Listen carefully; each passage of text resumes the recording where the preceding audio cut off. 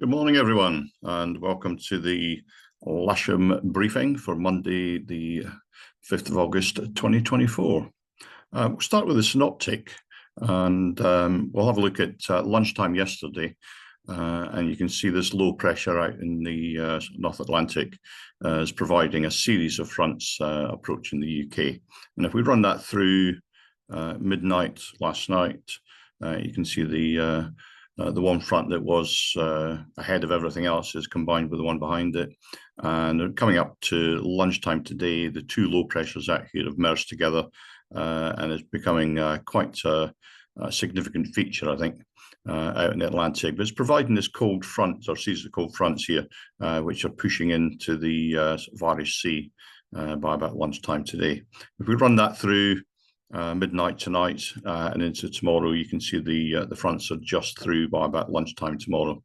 So that could give us a bit of difficulty tomorrow morning, probably. I doubt very much it's going to affect us today, though. Looking at the sat picture, the only thing that we are really going to see at the moment is this upper cloud, which is drifting very, very slowly towards the northeast. And that'll be there for much of the day, I would think.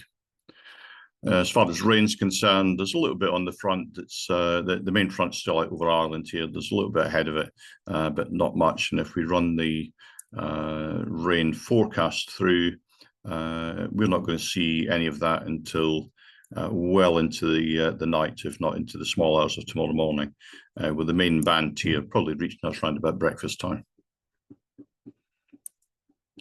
So spot winds then, to the north of us, 210, 20 knots, to the south of us, 220, 15 knots. Looking at the local forecast, the winds there are south-southwesterly, around about 12 to 13 miles an hour, gusting 24, 25 miles an hour. And if you have a look out the window at the sort of cloud around about 1,000 feet, you can see there's a fair bit of south in it, which I think is going to put us on runway 23 today. GFS are showing a top temperature in this area of about 22, with the dew point down somewhere around about 18. And looking at the local weather just a few moments ago, we've got about a 2-degree split, 16 and 14 for the dew point. So Dave Masson's suggesting that today it's a warmer and more humid southwesterly flow. Cumulus base about 3,000, 3,500 feet by midday. It'll be okay in the Lasham area with cumulus base about 3,500 to 4,000 feet under an inversion at approximately 5,000. But other areas tending to be a lot of lingering cumulus with base about 3,500 feet under the inversion at 5,500 to 6,000. So he reckons it's probably good for a 200 to 300k if you don't mind the humidity. Looking out the window, it doesn't really look much like that at the moment, but let's wait and see. Dave got it right yesterday, and hopefully he'll get it right again today. So looking out the window, you can see that the low cloud is starting to break up. There's a lot of upper cloud there above it, and that's preventing the temperatures from rising at the moment. So it could be a sort of long, slow morning waiting on the weather getting itself organised.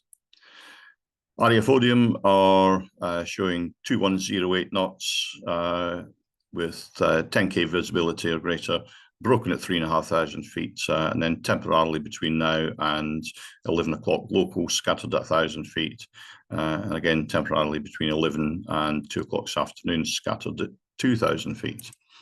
And the Farnborough forecast is 2408 knots, greater than 10k visibility, scattered at 2,500 feet, with a 30% chance that temporarily between now and 10 a.m. broken at 900 feet.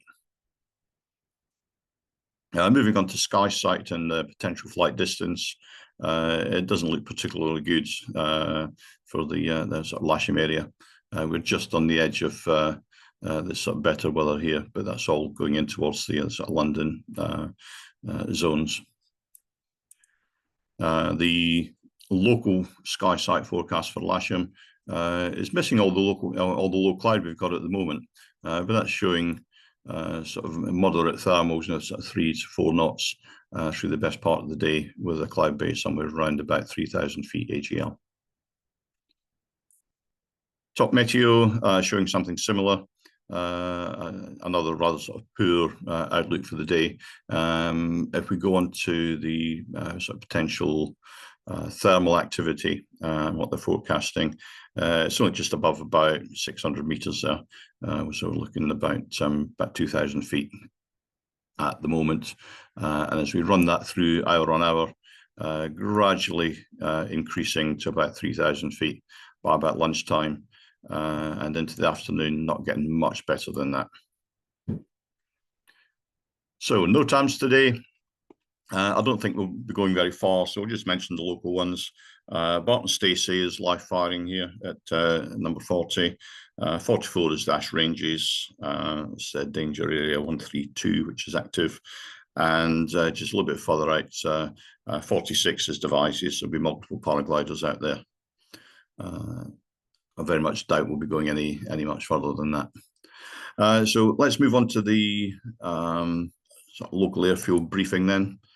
And the first thing I'm going to mention is this Friday, Friday the 9th, there's going to be an RAFODIUM Families Day air display. And this is what the front page of the ACN reference document looks like. The reference is there, AR 2024 1652, if you want to look it up. And I've already printed one out and put one in the club room, and I'll be putting another one out on the launch point vehicle this morning when we get that out. Essentially, the pages that are of importance is this map here, which shows the main sort of display area.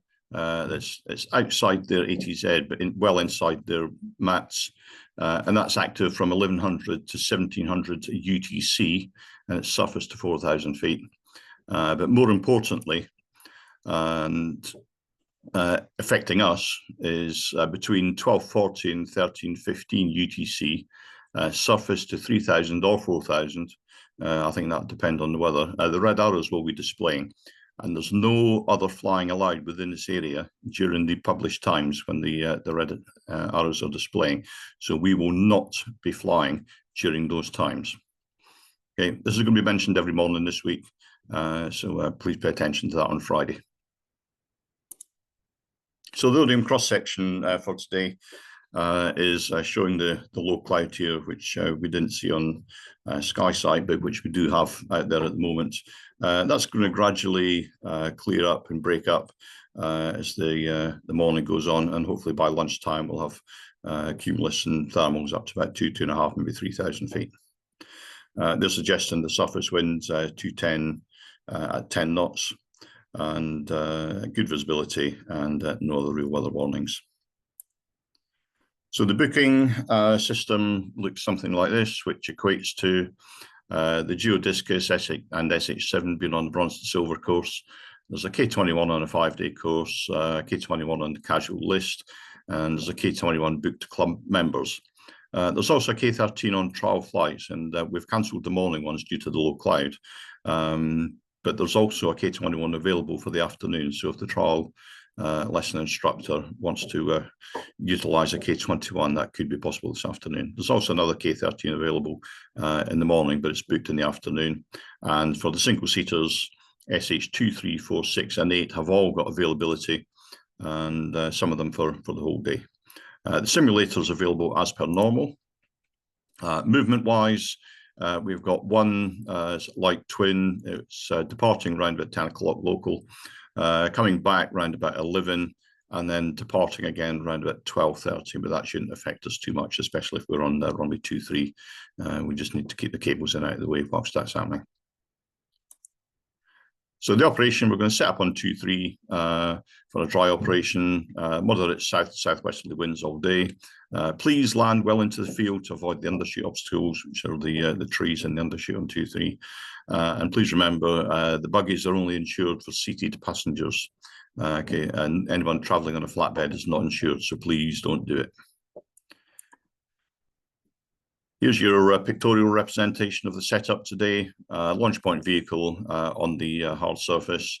Club winch launching to the east of runway 23, and club area towing to the west on the grass. That's it for today then. I'll see you out on the airfield shortly. Have a great day's flying and enjoy yourself, and please keep it safe. Thanks very much.